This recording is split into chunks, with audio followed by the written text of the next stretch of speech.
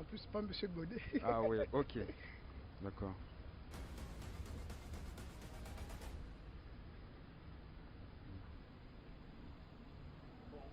Ok.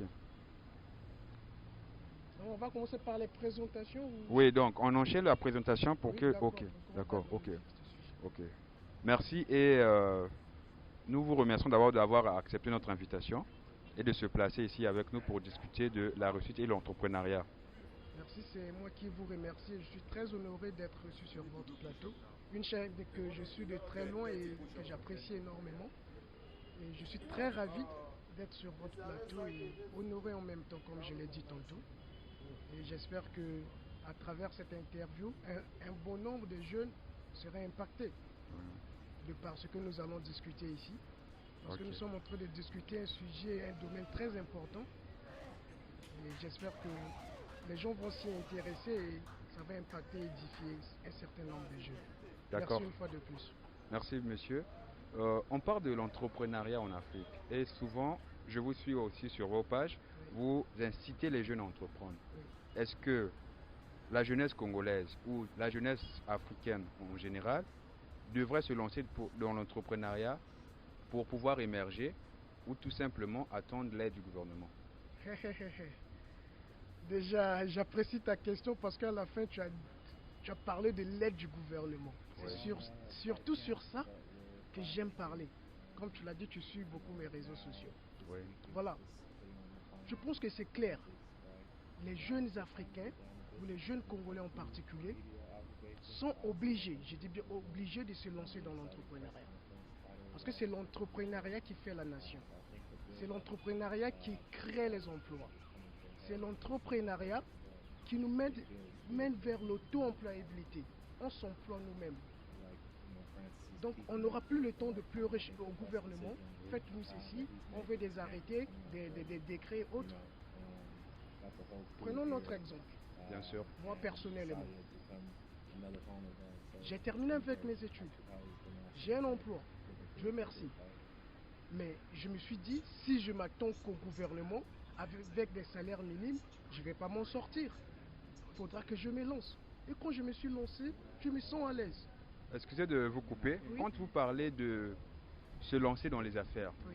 souvent j'ai du mal à faire véhiculer ce message Oui. parce que les gens ne veulent pas entreprendre pour avoir des problèmes à la fin. Parce que entreprendre, c'est suivre un chemin que tu es le responsable.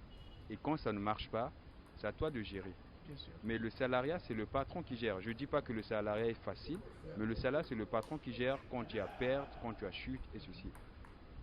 Est-ce qu'il n'y aura pas d'autres moyens ou issus de dire aux jeunes, au lieu de se lancer dans l'entrepreneuriat, c'est tout simplement de se concentrer, être focus sur un métier qui va te rapporter plus? Ils doivent plutôt entreprendre. Avoir peur des défis, Ouais, c'est avoir peur de vivre. Parce que si tu dis que non, j'ai peur de cet échec-là, j'ai peur de ne pas réussir dans ce que je vais faire, ça veut dire que tu ne veux pas vivre. Parce que notre vie, d'une façon normale, il y a déjà des échecs. ouais. Nous rencontrons plusieurs embûches. C'est la même chose dans l'entrepreneuriat. D'accord? Donc Oui. s'ils se disent non, c'est à cause des échecs que je ne vais pas entreprendre, ah ben là, ils tapent à côté. Ils tapent vraiment à côté. Ils sont obligés d'entreprendre. On doit se lancer. Je dois dire on parce que Oui, la nous sommes jeunesse, inclus. oui. C'est Oui, toute la jeunesse. oui, Africaine en général, tout comme congolaise en particulier. oui. Ce que j'ai aimé dans ta démarche, parce que l'invitation Et n'était... excusez-moi, s'il Oui. vous plaît. Et vous avez dit quelle autre manière pouvons-nous dire aux jeunes d'entreprendre. Ouais. Je pense qu'il n'y a pas d'équation ou encore il n'y a pas de manière à inciter les jeunes à entreprendre. Ils doivent juste voir leur situation de vie et comparer aussi leur situation de vie à d'autres pays où il y a plusieurs jeunes qui entreprennent. Ils vont voir que dans ces pays-là, les jeunes entreprennent et ce pays-là va vers le développement. Contrairement à nos pays africains où les jeunes sont paresseux, ne veulent pas entreprendre, mais on est toujours sous-développé. Mais est-ce que le problème n'est pas lié à l'entourage? Parce que si tu es dans un entourage où on ne parle pas de business ou de l'entrepreneuriat, ça sera difficile pour toi de te lancer ou bien d'avoir une vision. C'est là aussi, c'est un impact. C'est tout à fait normal. Parce qu'il y a un adage biblique qui dit d'ailleurs, celui qui marche avec les sages deviendra sage. Celui qui marche avec les hommes stupides deviendra lui aussi stupide. C'est tout à fait normal. Donc, leur entourage impacte. Quand tu es avec les amis qui sont là juste dans la boisson, la vie de débauche, les femmes et autres, mais tu vas aussi mener cette vie. Mais quand tu fréquentes les gens qui ont cet esprit entrepreneuriat, tu verras que même ta façon de penser va changer en un bout de temps. Donc l'entourage aussi est impactant. On doit se méfier de nos entourages. Parce qu'on dit, dis-moi avec qui tu marches, je te dirai qui tu es. Tu vois? Donc on doit plutôt se lancer dans l'entrepreneuriat. On ne doit pas avoir peur des échecs. Et on doit savoir choisir notre entourage. C'est très très important, surtout dans le domaine de l'entrepreneuriat. Ok, d'accord, merci. Parlons de l'entourage. Est-ce que il faut filtrer des amis ou couper les liens? Parce que aujourd'hui, dire qu'il faut filtrer, couper, c'est facile à dire, mais agir et la mettre en pratique, c'est la chose la plus difficile que je peux y penser. Tu sais, l'homme est le maître de son destin. Si tu te dis que non, j'ai trop dur avec cet ami, je vais lui faire mal, c'est toi-même qui tu es en train de creuser ton propre trou. Parce que tu le fais par sentiment. Tu ne le fais pas par objectivité ou par passion. Donc, quand tu es déterminé à réussir, il y a certains points que tu dois couper. Que ce soit avec un certain nombre de membres de la famille. Bien sûr. C'est clair et net. Donc il faut passer au tri, comme tu l'as dit. Il faut trier son entourage. Et couper les ponts avec ceux dont tu n'as pas trié. C'est clair et net.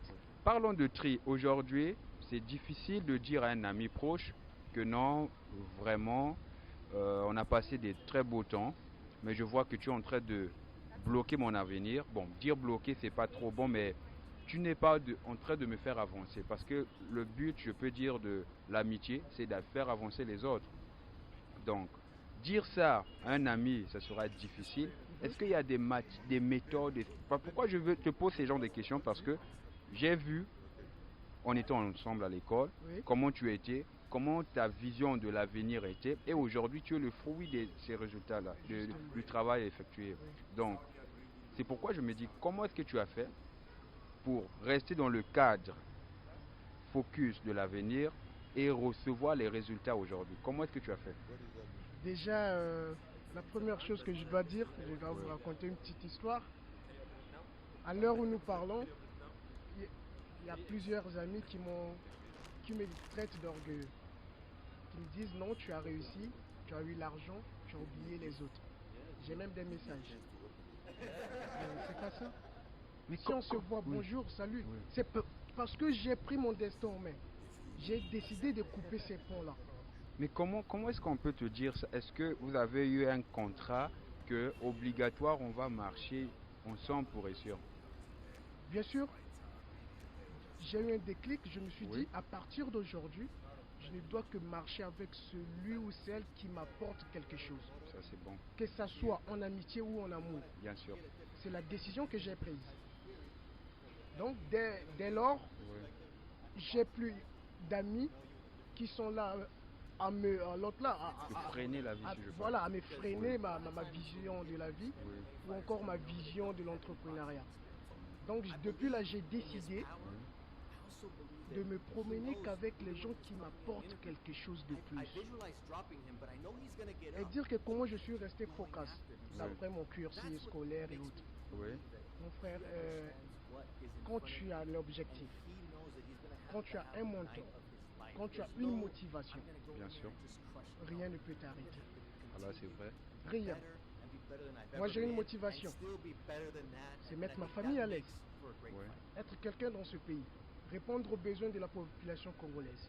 J'ai un mentor que je peux peut-être citer ici, Monsieur Médard Gontali, qui est mon oncle. Et j'ai des ambitions. Ce sont ces ambitions-là que je suis en train de mettre en place. Donc, quand tu fixes tes objectifs, je te dis, rien ne peut t'arrêter. Moi, là, quand j'étais à l'école, vous avez vu, Ouais. j'avais des objectifs. J'avais déjà cet art-là Cette d'entreprendre, idée de leadership. de leadership. Ouais. Jusqu'aujourd'hui, comme vous le voyez, je continue avec ça. Maintenant, Et je suis resté focus. ouais, c'est une très bonne chose de faire connaître à des amis, des proches et peut-être ceux qui ne te connaissent pas de savoir que c'est pas quelque chose qui s'est passé comme ça, mais il y a d'abord eu une vision et au fur et à mesure tu es toujours de faire nourrir cette vision jusqu'aujourd'hui concrétiser les choses que tu avais planifiées de gauche à droite petit à petit. Exactement. Maintenant, pour une personne qui était ensemble avec toi, Oui.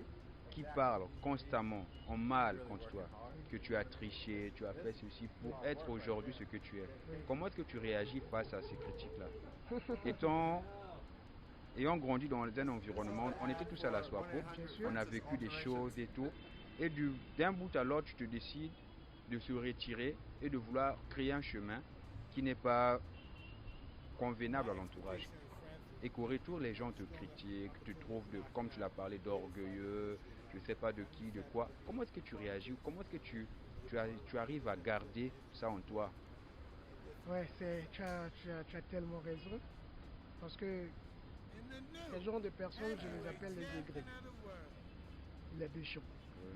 Parce que voir son ami réussir et avoir de tels propos, c'est une sorcellerie, d'autre part. Et face à tous ces problèmes-là, face à toutes ces iniquités, mon arme la plus puissante, c'est le silence. Wow. J'écoute, mais je garde pas au cœur. J'écoute, je ne réponds pas. Ça veut dire que face à tout cela, je reste silencieux. Je ne réponds pas. Mais un jour, Ouais. ce sont ces mêmes personnes qui reviendront. Wow. Oui. Déjà, ça c'est, comment on dit, Ils le viendront retour demander des comment grands. tu as Ouais, fait. comment tu as fait. Fais-moi ceci, Ouais. aide-moi sur Est-ce que tu ceci. vas aider ou bien tu vas bloquer? Parce que quelqu'un a passé tout le temps en parlant mal de toi. Et au final, tu as réussi. Et qu'il arrive à demander un service. Comment tu vas accepter? Tu pourrais plutôt dire non, je ne peux pas. Mais comment est-ce que tu veux encore le rendre service? Ça, c'est quel esprit que tu as adopté là? Avant d'être entrepreneur ou encore informaticien, Oui. je suis spirituel, je suis un croyant. Et je respecte pas tout, je respecte certains commandements bibliques. Et si la personne revient un jour avec une autre mentalité, là je précise, avec une autre vision, demander l'aide, je vais recevoir cette personne, bras ouverts. C'est super, vraiment, je trouve ça formidable. Mais avant de recevoir, je dois analyser quelles sont ses intentions. Ouais. Peut-être qu'il revient avec la même mentalité de menure, la même Bien intention. sûr. Voilà, Oui. c'est un peu ça. Aujourd'hui, la jeunesse africaine Oui. veut avoir des modèles, veut se lancer aussi dans l'entrepreneuriat. Bien sûr. Mais elle se demande, on va se référer auprès de qui?